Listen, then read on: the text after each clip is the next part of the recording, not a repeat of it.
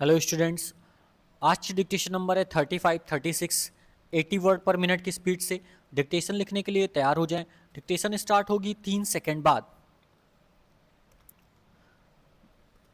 3, 2, 1 start. महोदय, मुझे इस संबंध में एक बात और कहनी है।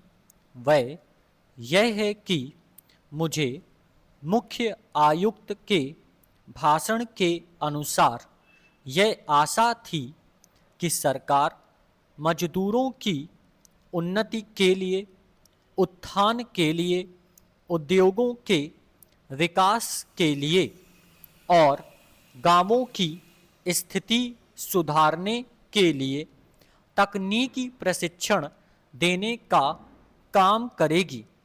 लेकिन ऐसा ज्ञात होता है कि आर्थिक शक्ति सीमित होने के कारण इस ओर कार्यवाही करने की संभावना नहीं रही। फिर भी मुझे आशा ही नहीं अपितु पूर्ण विश्वास है कि भविष्य में हमारा मंत्रिमंडल इस ओर अवश्य अविलंब ध्यान देगा। इसी प्रकार से ग्रामीणों की अवस्था सुधारने के लिए सरकार घरेलू उद्योग धंधों को भी बढ़ाएगी जो अभी तक नहीं के बराबर हैं। भारत की दृष्टि से कुटीर उद्योग बड़े उद्योगों की अपेक्षा अधिक लाभदायक हैं। पहली बात तो यह है कि भारत एक गरीब देश है और उसके पास इतना पैसा नहीं है कि वह बड़े उद्योगों के लिए पर्याप्त संख्या में बड़ी बड़ी मशीनें मंगवा सके। बड़े उद्योगों के लिए बहुत बड़ी बड़ी महंगी मशीनों की आवश्यकता होती है, जबकि कुटीर उद्योग छोटी छोटी और सस्ती मशीनों से चल जाते हैं। कुटीर उद्योगों के लिए ना तो बहुत बड़ी बड़ी इमारतें बनानी पड़ती हैं और ना ही बहुत महंगी मशीनों की आवश्यकता पड़ती है। अतः ये उद्योग छोटे छोटे गांवों में भी प्रारंभ किए जा सकते हैं। कई उद्योग तो इतनी थोड़ी पूंजी से भी शुरू किए जा सकते हैं कि उतनी पूंजी प्रायः हर किसी व्यक्ति के पास होती ही है। कुटीर उद्योगों में दूसरी बड़ी सुविधा यह है कि इनमें बहुत अधिक मजदूरों की आवश्यकता नहीं होती। एक परिवार के सदस्य ही उस उद्योग को चलाने के लिए पर्याप्त होते हैं। घर के सब सदस्य उस काम में हिस्सा बटा सकते हैं। बड़े उद्योगों में प्रत्येक मजदूरों को कोई विशेष कार्य सीखना होता है और उस काम में कुशलता प्राप्त करने में उसे काफ़ी समय लग जाता है।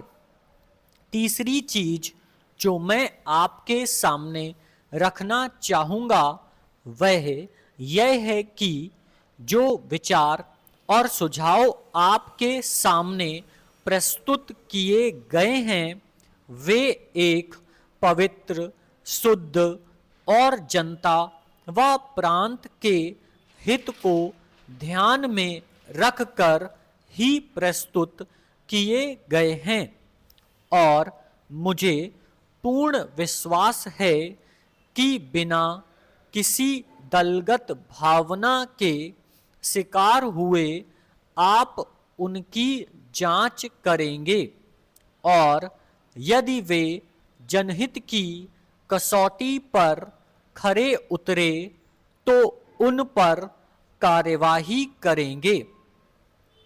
महोदय, इस संबंध में दिन प्रतिदिन बढ़ने वाले भ्रष्टाचार की समाप्ति के लिए और कर्मचारियों के रवैये के संबंध में माननीय सदस्यों ने विचार प्रकट किए। मैं समझता हूँ कि इससे कोई समझदार व्यक्ति इनकार नहीं करेगा कि भ्रष्टाचार को प्रोत्साहन नहीं देना चाहिए। अतः इस ओर विशेष ध्यान देने की आवश्यकता है। भ्रष्टाचार को समाप्त करने के लिए जो कठिनाइयाँ सरकार के समक्ष हैं, उन पर शीघ्र ही कदम उठाए जाने चाहिए।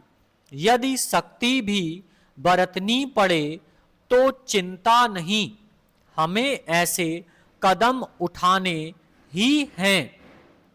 मैं यह जानता हूँ कि बहुत से लोग, जिनमें कुछ हमारे साथी भी हैं, इसकी कुछ बातों का विरोध करते हैं, परंतु यदि हम देश की उन्नति चाहते हैं, यदि हम देश को आगे बढ़ाना चाहते हैं और विशेषकर यदि आप समाजवादी ढांचे के आधार पर, जिसको कि कांग्रेस ने देश के लिए निश्चित किया है, इस देश की व्यवस्था करना चाहते हैं, तो हमारे लिए आवश्यक है कि हम इस तरह से कदम उठाएं कि जिससे लोगों को अपनी जीविका सुंदर ढंग से कमाने के लिए साधन जुट जाएं। वास्तव में यह सरकार, जिसने यह साहसपूर्ण कार्य किया है, इस कार्य के लिए सबसे अधिक बधाई की पात्र है।